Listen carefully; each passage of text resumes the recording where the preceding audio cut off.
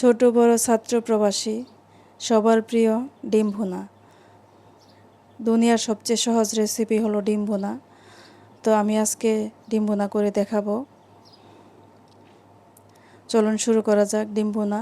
তো আমি প্রথমে কড়াইতে দিয়ে দিব তেল দিয়ে এখানে আমি দিয়ে দিব লবণ আর অল্প পরিমাণে হলুদ দিয়ে আমি এখন সিদ্ধ করে রাখা ডিমগুলি আমি ভেজে নিব। তো আমি এখানে 10টা ডিম নিয়েছি। তো দিয়ে দিলাম সবগুলো ডিম। তো দিয়ে আমি হালকা একটু ভেজে নিব।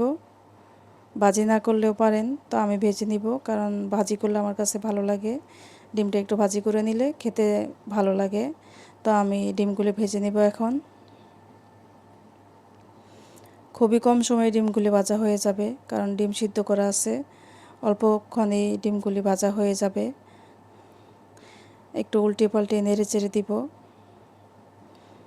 ডিম ভাজার জন্য। তো ডিমগুলি কিন্তু ভাজা হয়ে গেছে। এখন আমি নামিয়ে নিব ডিমগুলি।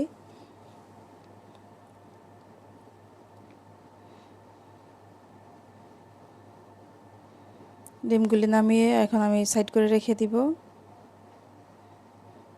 খুবই কম ভাজা হয়েছে দেখেন, বেশি ভাজি নাই। বেশি ভাজলে কিন্তু আবার শক্ত হয়ে যায়, এই জন্য আমি বেশি ভাজি নাই, অল্প একটু খালি ভাজি করেছি।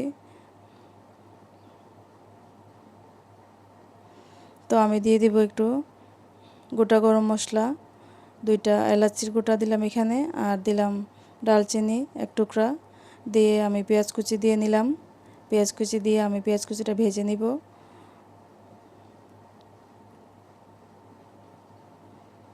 পেঁয়াজ কুচিটা আমি লাল লাল করে ভাজবো না, হালকা একটু ভাজা হলেই আমি দিয়ে দিব একটু পানিটা দিয়ে আমি এখানে দিয়ে দিব 1 চা চামচ আদা বাটা, 1 চা চামচ রসুন বাটা দিয়ে আমি ভেজে নিব কাঁচা গন্ধটা যাওয়া পর্যন্ত।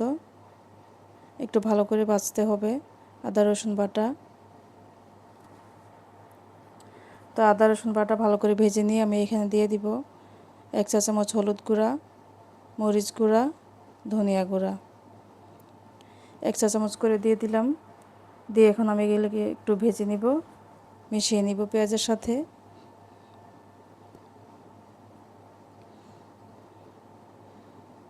তো দিয়ে দিলাম একটু পানি এখানে মশলাটা ভালো করে কষানোর জন্য।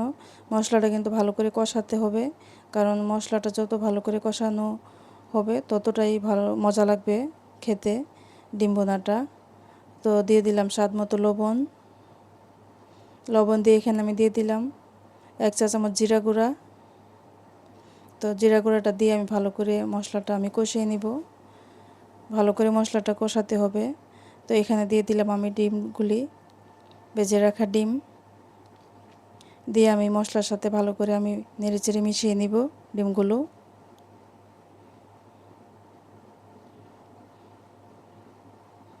ডিম ভুনাটা পুরোটাই মশলা কষানোর মধ্যে, যতটা কষাবেন ততটাই খেতে ভালো লাগবে ডিম ভুনা।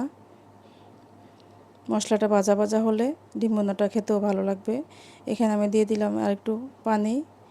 এখানে আমি মশলার সাথে ডিমটা ভালো করে একটু কষিয়ে নিব। খুবই সহজ এই ডিম ভুনা, যে কেউ করতে পারে। শিক্ষার্থীদের জন্য এটা খুবই একটা জনপ্রিয় খাবার, যেমন সহজ, খেতেও সুস্বাদু। এ পর্যায়ে দিয়ে দিব একটু গরম মশলা। ডিম ভুনা কিন্তু প্রায় শেষ হয়ে গেল আমার ডিম ভুনা। এখন আমি বাটিতে সার্ভ করে নিব।